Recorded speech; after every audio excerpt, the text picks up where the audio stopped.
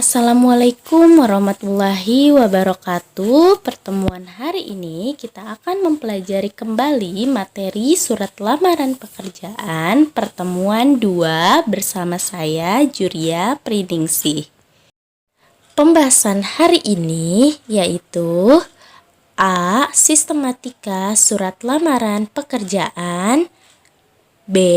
Kebahasaan surat lamaran pekerjaan. A. Sistematika surat lamaran pekerjaan terdiri dari 1. Tanggal dan tempat pembuatan surat, 2. Hal dan lampiran, 3. Alamat surat, 4. Salam pembuka, 5. Alenia pembuka, 6. Isi surat yang terdiri dari identitas, maksud, dan lampiran, 7. Penutup, 8. Salam penutup, 9. Tanda tangan dan nama terang. Berikut contoh sistematika surat lamaran pekerjaan dan Ibu akan bahas, mohon diperhatikan ya. Sistematika yang pertama adalah tempat dan tanggal pembuatan surat.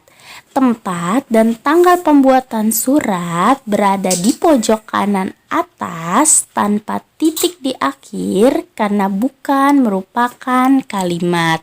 Perhatikan contohnya. Depok, 28 Juli 2021 berada di pojok kanan atas dan tidak diakhiri titik karena memang bukan merupakan kalimat. Sistematika yang kedua adalah lampiran dan hal. Yang perlu diingat, kata lampiran dan hal tidak boleh disingkat penulisannya. Contohnya seperti lam, itu tidak boleh. Lampiran harus ditulis secara utuh, huruf demi huruf. Kemudian angka dalam kolom lampiran ditulis menggunakan huruf. Misalnya di sini contohnya 4 lembar. 4 itu ditulis menggunakan huruf bukan angka. Coba perhatikan lagi contoh surat lamaran pekerjaannya. Lampiran. Di situ tertulis 5 lembar. 5-nya menggunakan huruf bukan angka. Sistematika yang ketiga adalah alamat surat. Yang perlu diperhatikan, penulisan alamat surat tidak menggunakan kata kepada. Coba perhatikan contohnya. Tanpa menggunakan kata kepada bukan, jadi langsung penulisannya yang terhormat titik. Lalu, alamat surat disarankan tidak lebih dari 3 baris. Coba perhatikan contoh surat lamaran pekerjaannya. Di sini hanya terdiri dari 3 baris, di mana baris pertama yaitu yang terhormat Kepala Sekolah SMK Nurul Iman, baris kedua Jalan Curugan nomor 94 Tanah Baru, baris ketiga Depok. Lalu jabatan tidak boleh menggunakan jenis kelamin seperti bapak atau ibu.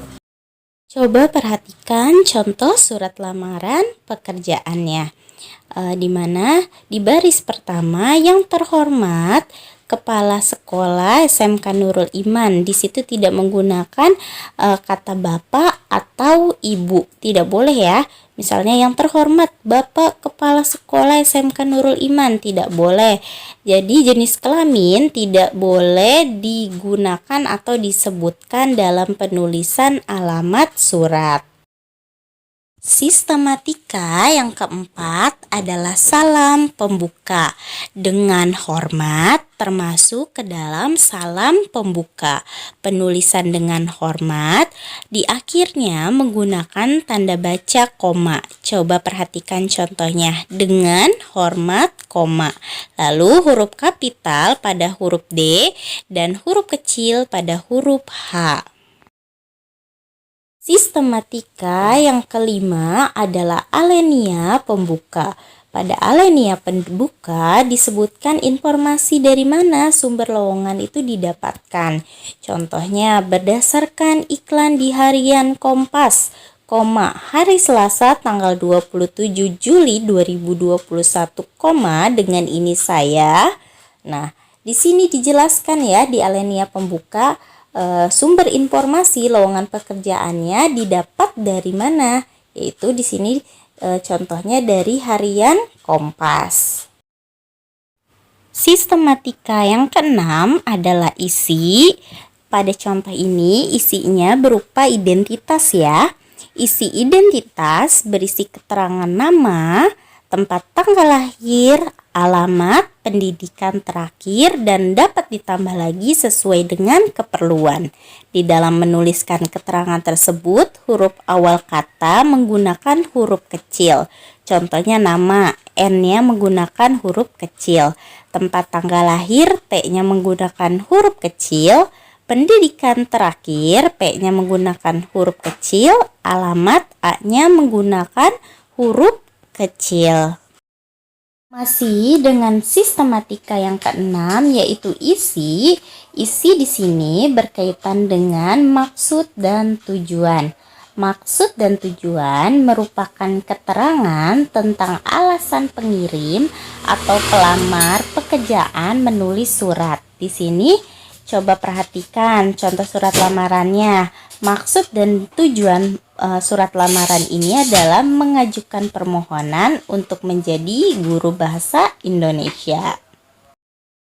Masih dengan sistematika yang keenam, yaitu isi, yang berkaitan dengan menyatakan lampiran.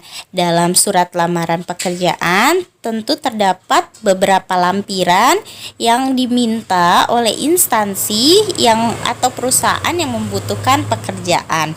Lampiran di setiap rinciannya menggunakan tanda baca titik koma, dan di akhir lampiran digunakan tanda baca titik. Coba perhatikan contohnya. Nomor 1, daftar riwayat hidup titik koma, fotokopi KTP titik koma, pas foto ukuran 3x4 titik koma, ijazah yang sudah dilegalisasi titik koma, dan fotokopi sertifikat komputer titik. Sistematika yang ketujuh adalah penutup. Di dalam surat lamaran pekerjaan, isi penutup harus menunjukkan keantusiasan pelamar terhadap instansi yang dituju. Contohnya, demikian surat lamaran pekerjaan ini saya buat dengan sebenar-benarnya. Besar harapan saya dapat bergabung di sekolah yang Bapak atau Ibu pimpin. Jadi, keantusiasan harus ditunjukkan dalam isi dari penutup. Sistematika ke-8 adalah salam penutup. Jika di awal ada salam pembuka, tentu di akhir ada salam penutup. Salam penutup menjadi sangat penting karena sebagai bentuk etika, sopan santun, dan penghormatan. Penulisannya pun sama seperti salam pembuka. Contohnya di sini hormat saya. Huruf H menggunakan huruf kapital, huruf S menggunakan huruf kecil, dan di akhirnya dibubuhi tanda baca koma.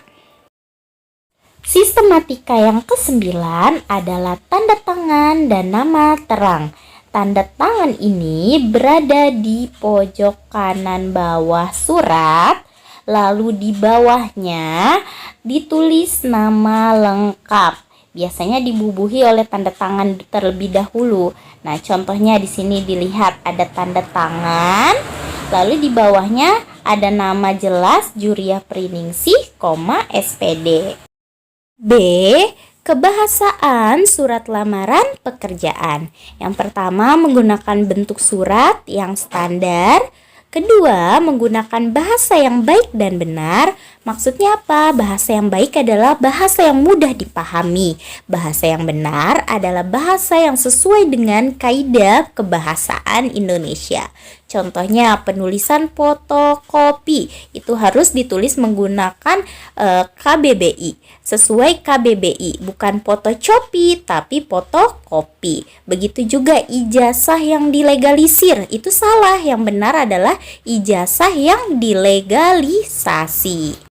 3. Menggunakan kata-kata yang sopan. 4. Menggunakan kata pengantar yang jelas, singkat, padat, informatif, dan tepat sasaran.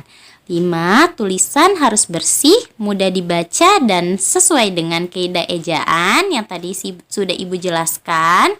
Keenam, melengkapi bagian-bagian surat dengan norma bahasa surat atau sistematikanya seperti penulisan unsur hal, tempat atau tanggal, alamat, salam pembuka, isi surat, salam penutup, tanda tangan, dan nama terang. Selanjutnya adalah tugas. Tugas kalian hari ini adalah menganalisis sistematika surat lamaran pekerjaan. Perhatikan contoh nomor 1 pada tabel berikut ini. Semarang, 12 November 2008, itu sistematikanya apa? Oh, ternyata tempat dan tanggal pembuatan surat. Berikan tanda panah. Begitupun pada soal nomor 2, 3, 4, 5, 6, 7, dan 8.